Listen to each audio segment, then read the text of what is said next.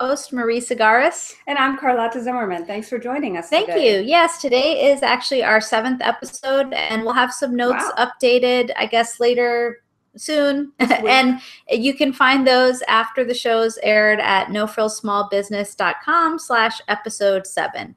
So today we were going to focus on a topic that I think we both have pretty strong feelings about, which is basically comparing yourself to other small businesses online. So this was really your idea to do for this episode. So do you want to share some background of why this was an issue you thought of?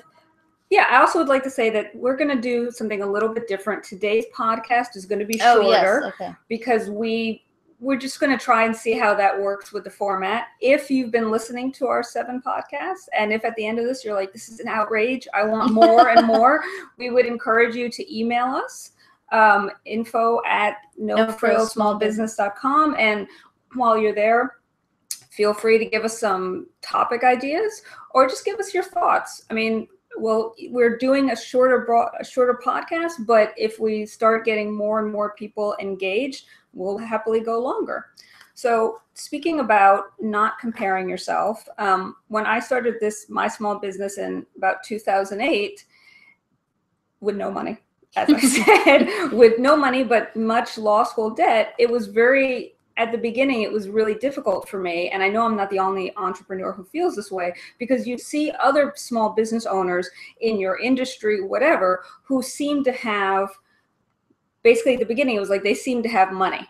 And I would find it kind of overwhelming, and it would be frankly dispiriting to me, because I would be thinking, is this business, which at that time basically was just like an idea in my brain, is this ever going to get ahead? And I would have, this was the beginning of my business. I was doing a lot of informational interviews with other entrepreneurs, like just basically picking their brain. So I'd go to visit people in these really lovely offices, or people who would like take me out for expensive meals. And I was grateful, but I'd be thinking, they would be so casually talking about like, business terms, whatever. And I was just like, I'm just trying to get through the day here. And the longer you stay in business, first of all, you realize that a lot of what we perceive is just kind of like surface perceptions. Yeah. You might be like driving yourself crazy comparing your business to somebody who has this really fancy website, who has a beautiful office. You have no idea where their money comes from. It may be savings, it may be a spouse,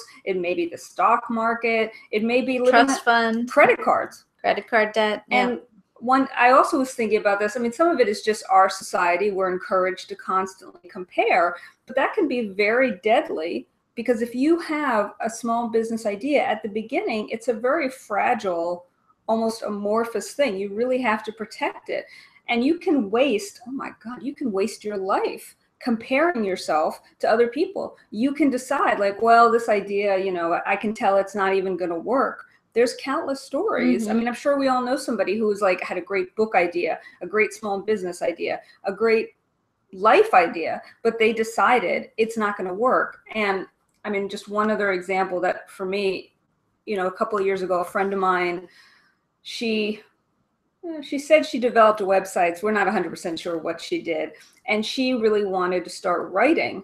And she was looking at my website. And, I've been blogging, as I've said, since 2008. So there's, 1,000 entries there. But that's because I've stuck with it since 2008. I did not just start 6 weeks ago. And she had some really interesting blog ideas herself. And she's looking at my blog, and she got immediately so dispirited. She was just like, wow, you have all those blog entries. I guess I shouldn't even bother. And that drives me crazy. Having a small business, as you know, it's a commitment. Yeah. You have to be determined. You have to commit. You're going to get your heart broken. You're also going to have some amazing moments. But I guess my big thing about this show, one reason it really occurred to me, was when you're busy comparing yourself to other businesses, you don't realize your only competition is with yourself. Yeah. That's the only thing you should be comparing, because you have no idea what other people, just somebody can have a beautiful website. That doesn't mean that they have clients. Right. That doesn't mean that they're not living off of credit cards. And if you're trying to be a successful entrepreneur, you know that you have 1,001 things that you have to do today, and you really just don't have the time to compare yourself. So that was my rant. Yeah. I mean, I recently, when I was mentioning this episode, I got a message, a Facebook message from, and this is actually a crochet designer a knitting designer that I've worked with before. You know, she listens to my other podcasts. We've chatted online, and she says that the same kind of thing you're saying. She feels really like dispirited to see these other people being really successful, and also because she's a creator, you know, she comes up with an idea and then she might see something similar from a more successful designer, quote unquote, successful designer. Right. And so that's something that, you know, can be, it's almost enough to make you just say, well, forget it, you know? Sure. So I think there's a couple things I just want to add to what you said. I mean, first of all, I think it's a huge time suck, you know, sitting around wasting time. Literally, you waste time when you compare yourself to someone else, because as Carlota said, you have no idea the background. So a lot of people that are super successful, they have a different idea and definition of success than you do. So that's the first thing. Somebody might have, you know, they might have already come to their business with a lot of money. So maybe they're earning less or losing money, but they feel successful because they already have that savings, that trust fund, that credit card, whatever it is. Then you also have people that, you know, their cost of living is different. They might have a spouse that's supporting them. They might live in a less expensive area. And so they might still be, you know, not making as much income as you think, but because of their lifestyle, it's going a lot farther. So, you know, there's a lot of different things that you just don't know. And then, of course, there are also people that are, you know, frauds. You know, they say, oh, everything's great, I'm doing so well. And that's, you know, one of the things we kind of don't, you know, here, that's our no frills thing. We're not saying, yeah, we've got billions of dollars because we're doing so wonderful. But a lot of people say things that aren't true. And so then you're sitting at home going, wow, how is it possible that they're making this much money? That just, the math doesn't add up. They must be making 8 million, billion, zillion sales, you know? If the math doesn't add up. Yeah.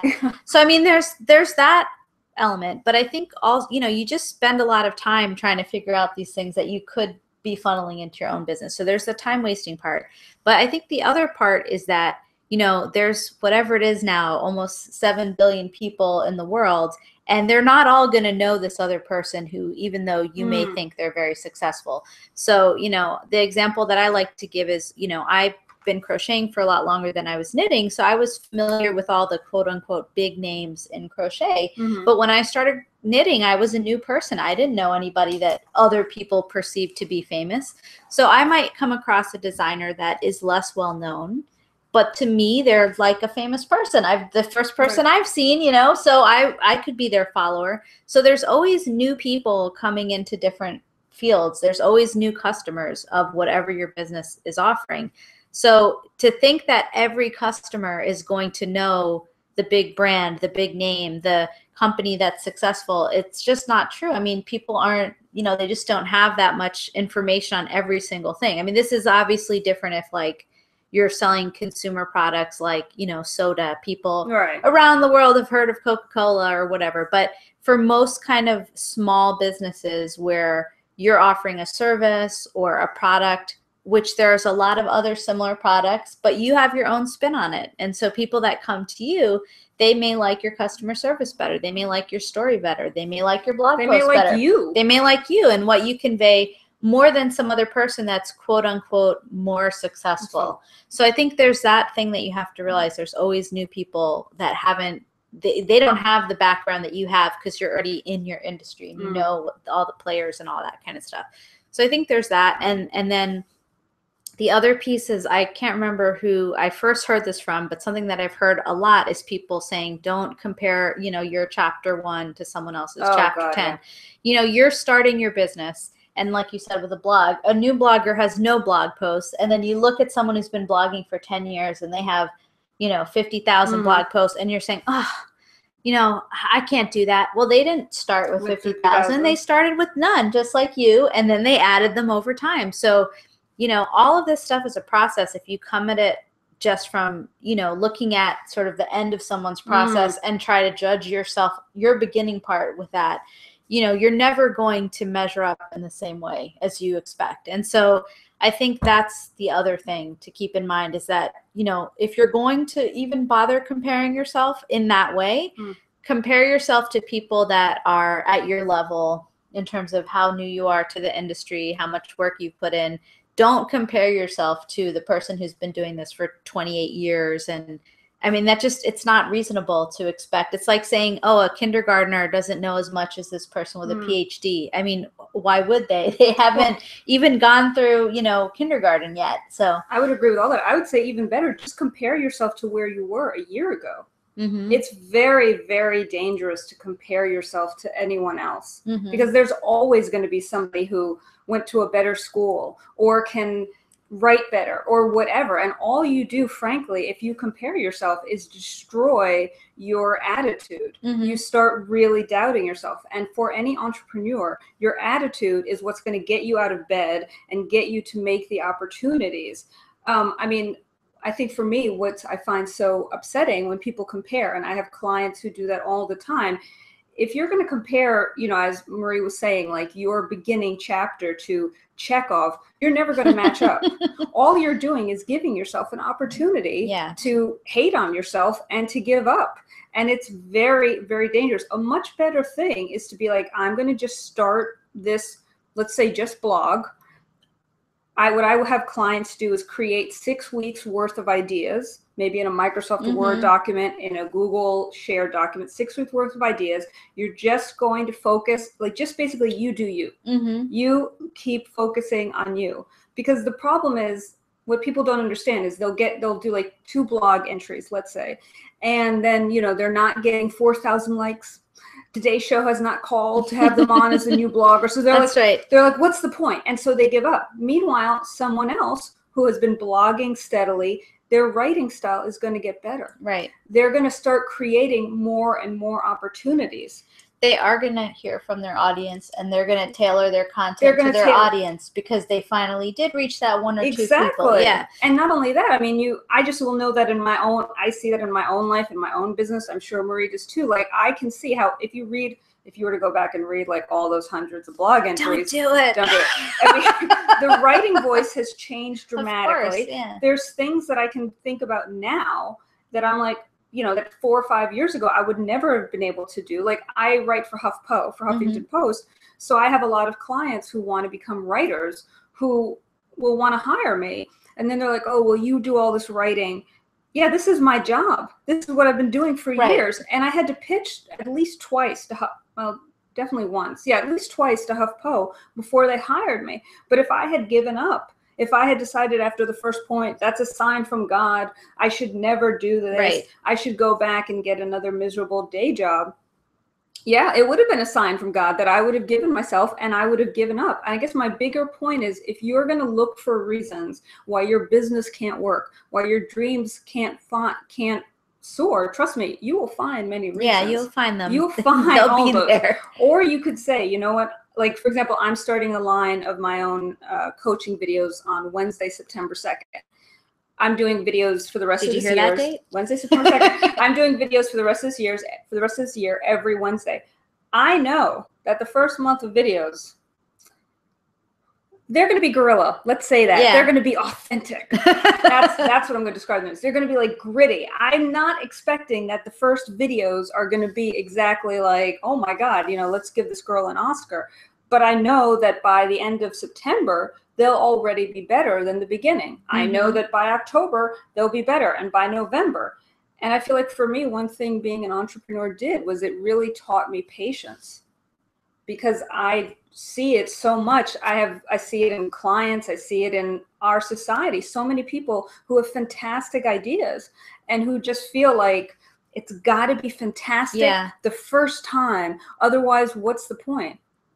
Is that really how you want to live?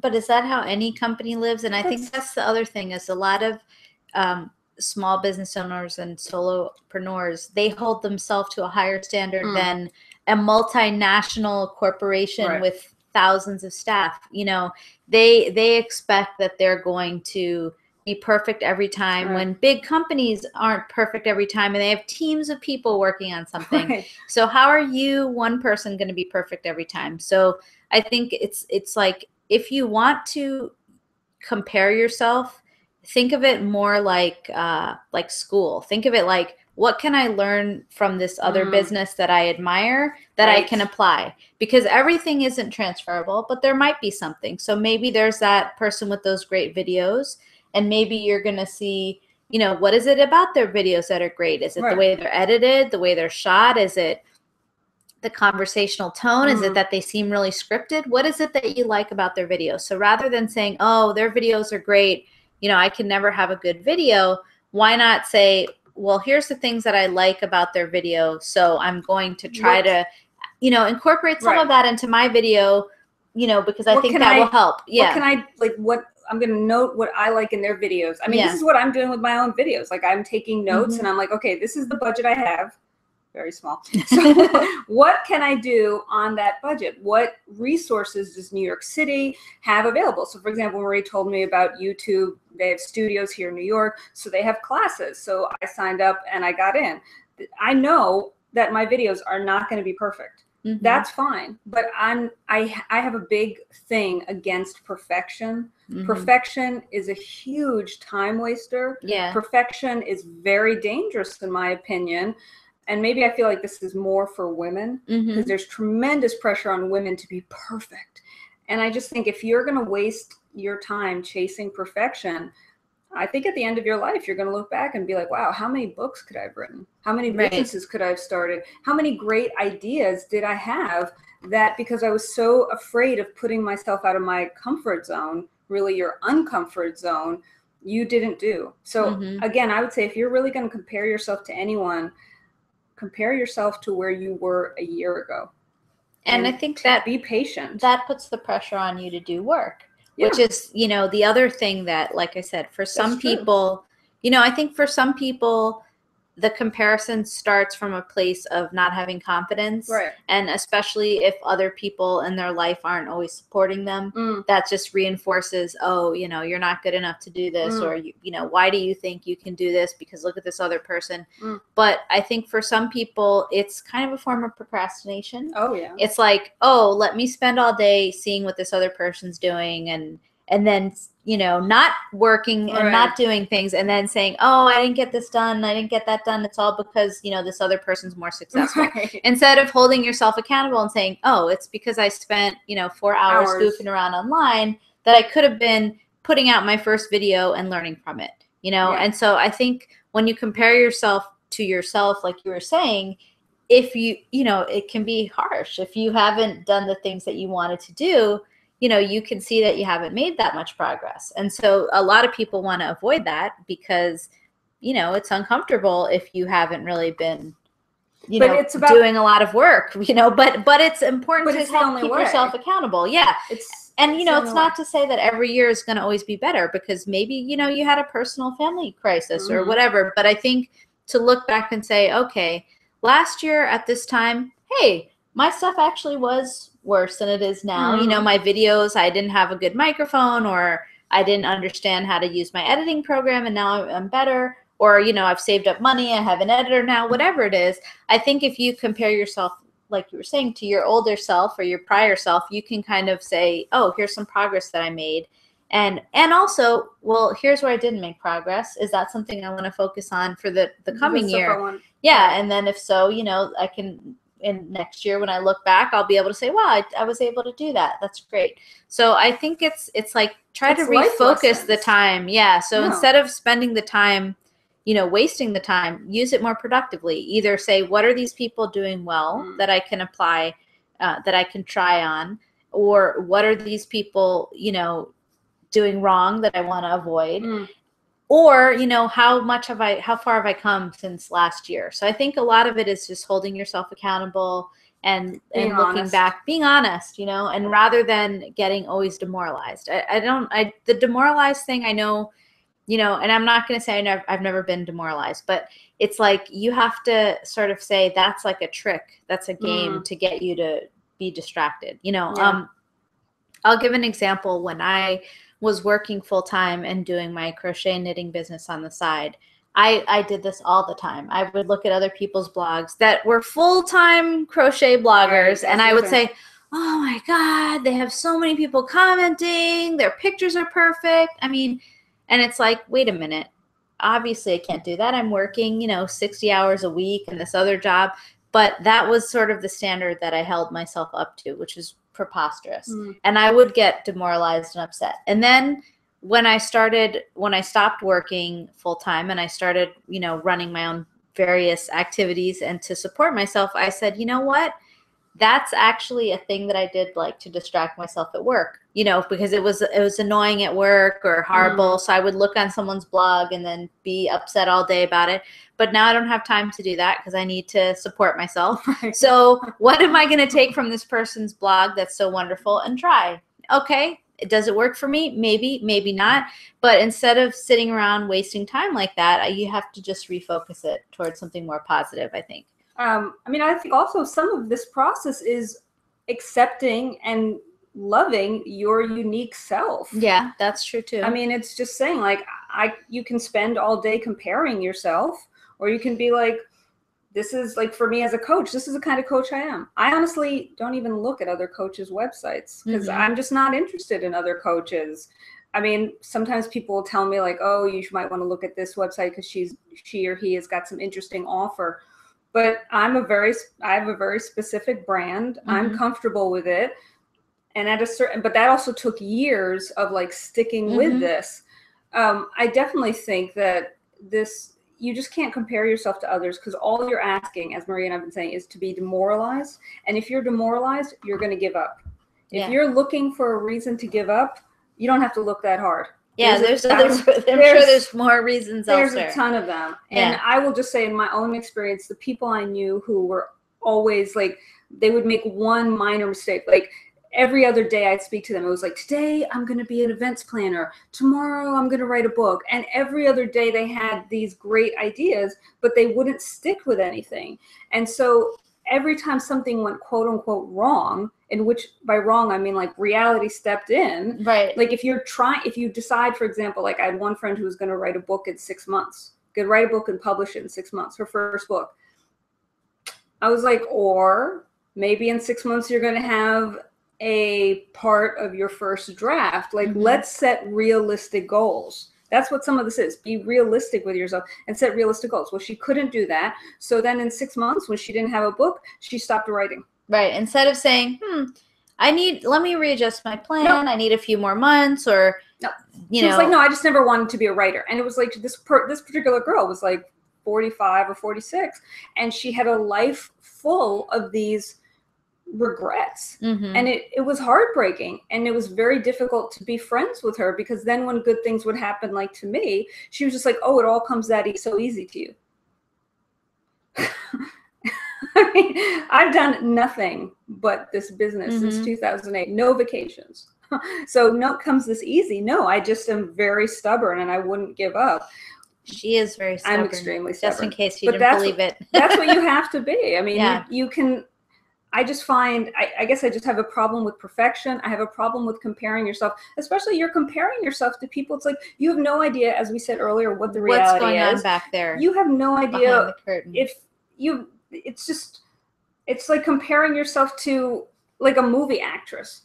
Like, when people during the Oscars, when they have the red carpet and people will be like, wow, Angelina Jolie looks so pretty. It makes me feel like shit. And you're like, you understand that she had a team of humans working on her and she's wearing a $10,000 dress and you're sitting at home in sweatpants drinking sangria. Like be realistic. Some of this, I just feel it's like, now I'm just starting to rant, but it's like learn from your life lessons, admit your mistakes, embrace your mistakes. And why are you so quick to judge yourself?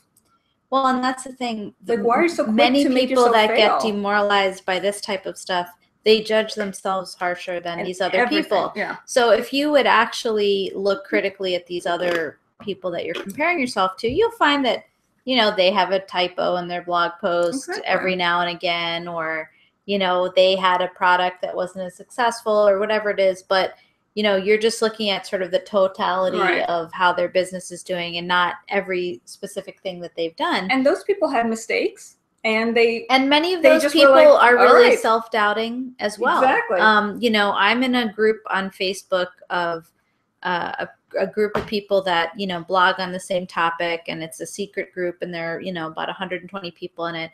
And some of the people that would be considered very successful, you know, from just at arm's length, some of them are very confident, and other ones are, you know, racked with doubt. You know, they're constantly, oh my gosh, I'm so worried about this. I'm really nervous about this.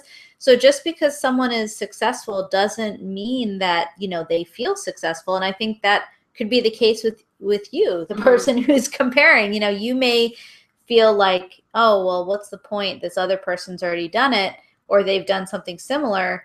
But, you know, there's another person out there who's even earlier than you are, looking at you and saying, oh, but look at all the stuff they've done. And, you know, I mean, and the point, I think several things. I think the point, what's the point? The point is, like, this is your life.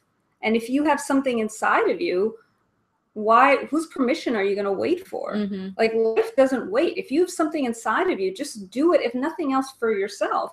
And I do think another thing is, we're talking here about really the process of becoming happy in the moment. If you're going to decide, well, I can't write my book because somebody else wrote a book about vampires, so I can never write that book, you're really denying yourself happiness. And if you're like, well, I can only do something if it's perfect, like, when are you going to start living your life? Yeah. Then it starts becoming like these people who are very successful, who are miserable inside. I mean, I have to remind myself of that too. And I'm sure Marie does also. You know, when you're living through a small business, it is fantastic. It is liberating. You do get to do these amazing things. There's also a lot of really hard days. Yeah, like that stuff you see on Pinterest. Love your job and you'll never work a day. That's horseshit. I'm sorry. Like, I bust my ass every day. I love my business. I love the clients, but it is exhausting. And there are things that every business owner has to do that aren't that fun and joyous. I want to do the business, but I'm really actively trying to enjoy things, because I think otherwise you can spend your life being like, well, once I write this book, then I'll be able to enjoy my life. Once my blog has, once my blog is getting traffic of like 5,000 people, then I'm going to be able to enjoy my life. Once this happens, it's another way, really, as we were saying, of procrastinating, but it's procrastinating from your own happiness. And I really think if there's some project within you, if there's some idea for a small business within you, do not compare yourself. If necessary, maybe you're going to just start, like, I don't know, avoiding the people on Facebook who make you feel bad. Yeah, I mean, I do that all the time. I mute people, I unfollow people, or even if you want to follow them, I do things to kind of avoid seeing them, all the time. And I think, that helps also, just, again, to just get away from the procrastination as well, I think it helps too if sometimes some of these folks that you may admire and think are great, reach out to them, because a lot of times you'll find out a couple things. A lot of them are not great. I've had some bad experiences where I tried to connect with a quote unquote, famous person in the industry, and just their whole attitude back made you say, oh, this person's a jerk. I don't, why would I want to be like them? Right. They're terribly rude or nasty or whatever it is. And then you'll find other people that are just really kind and generous and willing to help out and give suggestions. And even if they're busy, to say, hey, I can't, be your personal free mentor, but here's a great website that I use, or here's something that I listen to, or here's a tip that I've done, or here's an old blog post I wrote that I think is really helpful to people in your situation. So I think a lot of times if you actually try to make connections with those people, you'll find that either they're not as awesome as they seem, or they really are, and they're willing to help you in some way. They at one point were just like, yeah, of course. I think another thing to do that I'll do with clients, and I did it with myself when I was starting in the early years of the business, I kept a journal, and I was very honest with myself about certain emotions. So this might be a time for you if there's people who, for example, their success like kind of makes you just want to tear your hair. This might be a good time to start. Maybe you need to stop following these people because that's not productive. Right. But maybe keep a journal and think to yourself, like, why can't I believe in the validity of my own ideas? Right. Why am I so down on myself? Why is it so easy for me to presume that these people deserve success and I'm just some kind of schmuck. Right. I mean, for me, writing things out, I would have these like revelations. And it was like, oh, I'm not competing with anyone else. Nobody else cares enough. I mean, let's also be real. In the cosmos, nobody else cares enough to thwart you. There's only one person who can stop you, and that person is looking back at you in the mirror. And for me, it was very important to start really being honest and learn from my mistakes and be like, well, I'm just going to do the best I can with this business. And now, I mean, there's people who in the early days of my business, like professional coaches, who I was a little bit jealous. And I've now had some of those people come to me and they've been like, oh, Carlota, you know, I'd love to get your advice. And I'm like, oh, well, but, you know, and then you meet them and like, Marie, some of them I was inspired by and some of them I was like, seriously? Yeah, this person's like horrible in real life, you know? And I was thinking like, wow, if I had given up because of this person. Of who you thought that person was. If I thought that person was. Yeah. And so, I, as a feminist, I just really want to say, if you're a woman listening to this podcast, so many other millions of women throughout time did give up. Were forced to give up. Were made to feel that they weren't perfect enough or pretty enough or smart enough or their ideas didn't deserve it. For me, I always think of all those women in my own family. And I'm like, I'm just going to do the best I can. And you get better, you know, like when I'll just say with Huffington Post, I look back on the previous pitches, they weren't that great. I looked at the pitch that got me in. It was significantly better. I had learned stuff. So, you know, maybe it all comes down to, you can spend your life comparing yourself to others and feeling like you don't deserve it and hating yourself. And what does that get you? Yeah. Nothing. It just gets you a life of just being miserable. Or you could say, I don't really know what I'm doing, but I'm alive and I think my ideas are worthwhile and I'm going to commit to them. And I can almost guarantee you that in a few years, you'll have somebody coming up to you saying, you really inspired me. And you'll be like, wow, great. But only if you keep on. I forget the percentage, but it's a very large number of small business owners that basically essentially go out of business at the point when they're about to become the most profitable because they just don't stick to it long enough. Well, I think that whenever people tell you those numbers, that's another form of people looking for a reason not to commit. And as a coach, I can't tell you how many small businesses I've coached where I'm like, this is not a business. This is like a psychodrama. This is some episode of like your psychopathology, but this is not a business. So, but you have to stick with it and learn from your mistakes. But I really feel like every second you're comparing yourself to someone else, you know that all you're doing is basically rubbing salt in your own wounds. And you don't have that time. None of us do. Yeah. Get to work. There you go. Get to work. Get to work. Stop comparing and procrastinating. Get to work. So on that note, we're ending today's episode. And again, we'll have some notes written up at some point soon, and the audio version, and we'll have that available at nofrillsmallbusiness.com/episode 7. We also, besides being on YouTube, the audio version is available on iTunes and Stitcher, so you can subscribe at either place, and you can kind of just hear the episode when it's released there. And then, of course, as we mentioned, if you have questions, you can email us at info@nofrillsmallbusiness.com. You could tweet us. I'm CYE Show. I'm Kitten Magic, MAGIX. But yeah, if you have suggestions, if you have comments, if you think that you would be a good guest. If the gauntlet has been if you think that we would love it, man or woman. If you're an entrepreneur, if you have some things that have worked for you and you would like to share it with our audience, you should email us info@nofrillsmallbusiness.com and pitch yourself. We'd love it. There you go. On that note, have a wonderful day, and we'll be back in September for our next show. All right, take care. Bye-bye.